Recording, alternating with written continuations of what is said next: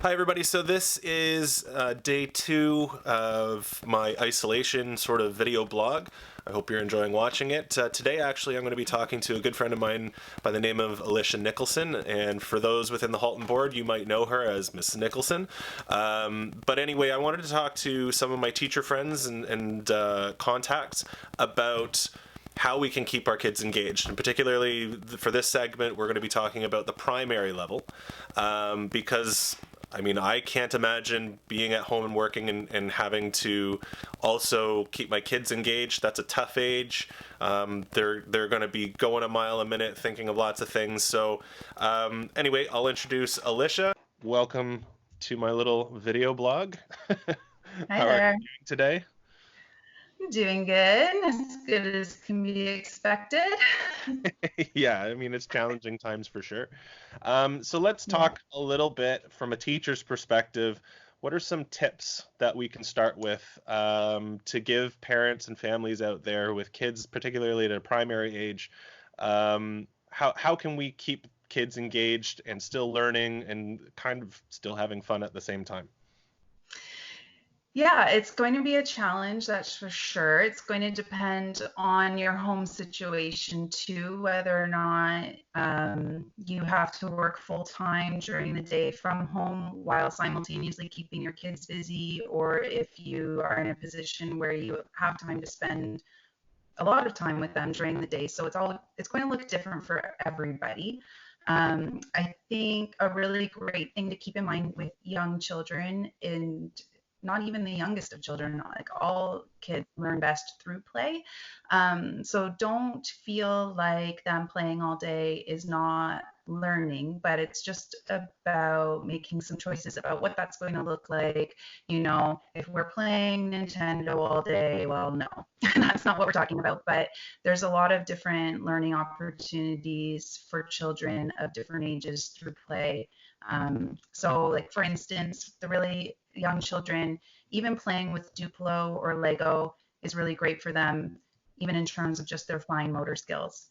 So I wouldn't want to see people necessarily sitting down with kindergarten children, giving them worksheets. I mean, some children love that, don't get me wrong. And you have to, your child, so do what makes them happy. But I would say, like, before even doing anything that's involving writing, you need to build their basic fine motor skills. And there's so many ways you can do that through play.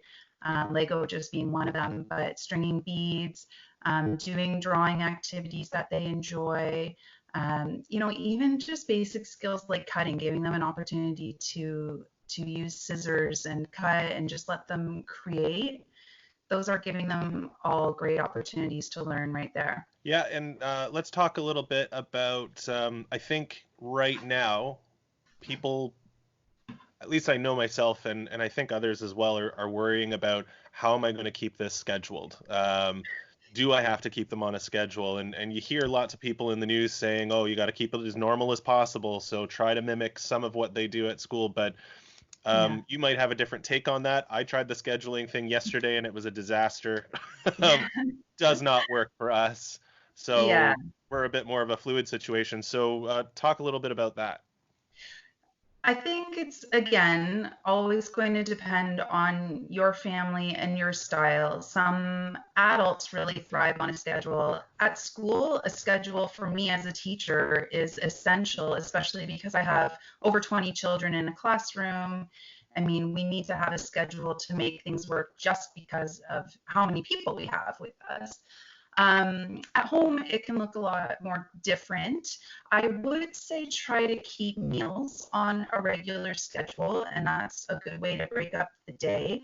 I mean, I'm sure a lot of us are finding that our children are wanting to eat all day long. So you could try doing your balanced day kind of a schedule, like after breakfast, there's going to be a couple of times in the day where you can eat like a snack and then lunch, and don't ask me for anything in between if you want to try that. Kids' bodies are in the routine of that. The teaching day is broken up into 100-minute blocks. So once school starts, they have 100 minutes and then they have a time to eat, 100 more minutes, another time to eat, and so on. So you could look at it that way. And I think keeping meals on a consistent schedule is a really good idea. In terms of, I mean, I think we've all seen those schedules on Facebook, the color coded schedule with what we're going to do for every hour of the day. Um, I would just think really carefully about that. You want to set yourself up for success. And even though I've seen people who had a really successful first day of doing that, I don't know if it can be maintained. So I would just start with a really loose sort of a schedule. And again, it's going to depend on if you're a parent who's trying to work full time while doing this. What's working for our family so far is just, I'm a little bit more of a to-do list, like goal person. So this is what I want to accomplish today. These are my top three priorities. Where that fits into the day, that's fluid. So you have to kind of find what works for your kids and for you, because if it's not working for one or both of you, then you're just going to have a lot of frustration. And we really want to avoid that right now.